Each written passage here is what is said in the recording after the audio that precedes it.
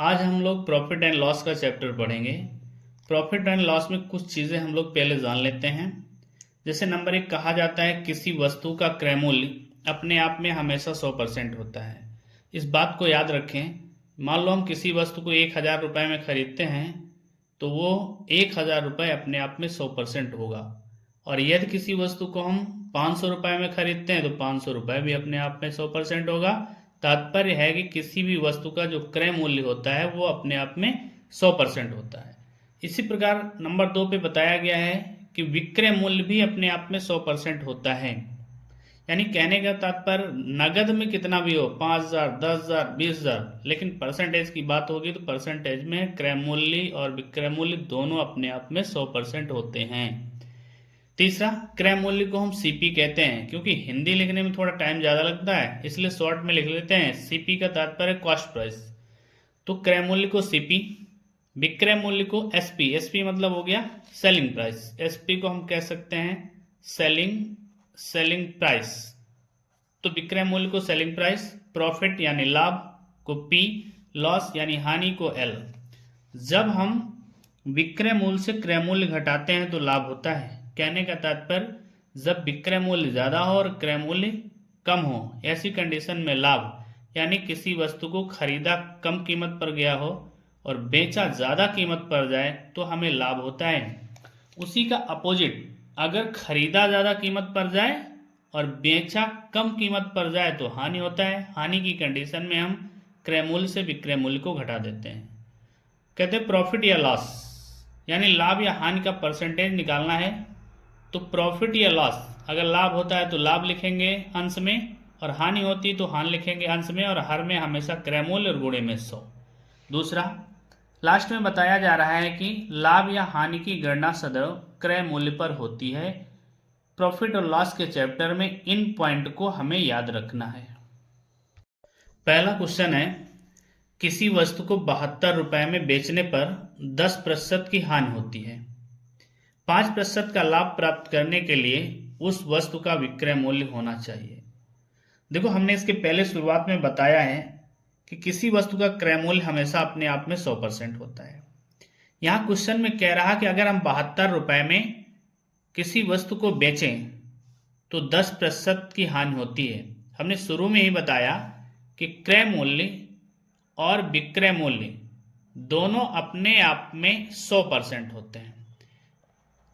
यानी क्रय मूल्य भी 100% होता है और विक्रय मूल्य भी 100% होता है। 100% मानकर ही हम इसको सॉल्व करते हैं।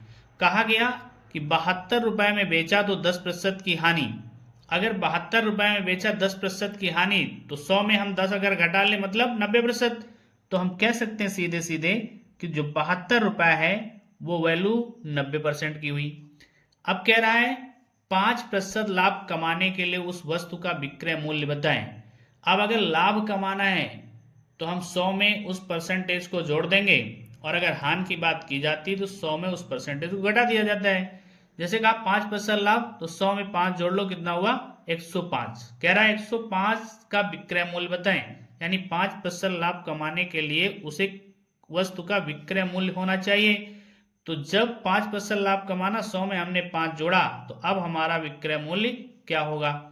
अब यहाँ से कैंसिल कर ले हम। जैसे 15 छक्का 90 और 15 सत्ते 105। अब बराबर का साइन होने पर ना अंश से अंश कट जाता है और हर से हर कट जाता है, और ऐसे तो पता है कि अंश और हर एक दूसरे में कटते हैं। अब यहाँ अगर हम डिवाइड करें 6 से तो 6 करना में 6 और 6 करना में 6, यहाँ एक बचा और 2, 6 दून 12, ये कैंसल। अब यहाँ देखें अगर गुणा करते हैं तो एसपी ही रहेगा, और यहाँ पर 12 सते 84, यानी वस्तु का विक्रय मूल्य कितना हो जाएगा 84 रुपये। जब हम किसी वस्तु को 84 रुपये में बेचेंगे तो हमारा प्रॉफिट कितना होगा 5% का। नेक्स्ट क्वेश्चन, अगला क्वेश्चन कहता है किसी वस्तु को 651 रुपये में बेचने पर 7% की हानि होती है। वस्तु का क्रय मूल्य बताएं। तो हमने आपको पहले ही बताया क्रय मूल्य और विक्रय मूल्य हमेशा अपने आप में 100%, क्रय मूल्य भी 100% होता है और विक्रय मूल्य भी अपने आप में 100% होता है। 100% मानकर हम सवाल को सॉल्व करेंगे। कहा जा रहा है किसी वस्तु को 651 रुपये में बेचने पर 7% की हानि होती है। इसका तात्पर्य हुआ कि अगर हम 651 में किसी वस्तु को बेच दें तो 7% की हानि, यानी 100 में हम 7 घटा लेंगे तो बचा 93। कहने का तात्पर्य 651 रुपए 93% की वैल्यू हुई। कह रहा है क्रय मूल्य बताएं, तो क्रय मूल्य होता है कितना 100%। 100% की वैल्यू निकालना है यानी क्रय मूल्य निकालना है। अब डिवाइड कर लो सिर्फ। देखिए यहां से अगर हम डिवाइड करें 3 से तो 3 तिरिक्का 9 और 3 एकन्ना में 3, और यहाँ 3 दून 6, 3 एकन्ना 3, 3 सत्ते 21, ये कैंसिल हुआ। अब इधर हम देखें 217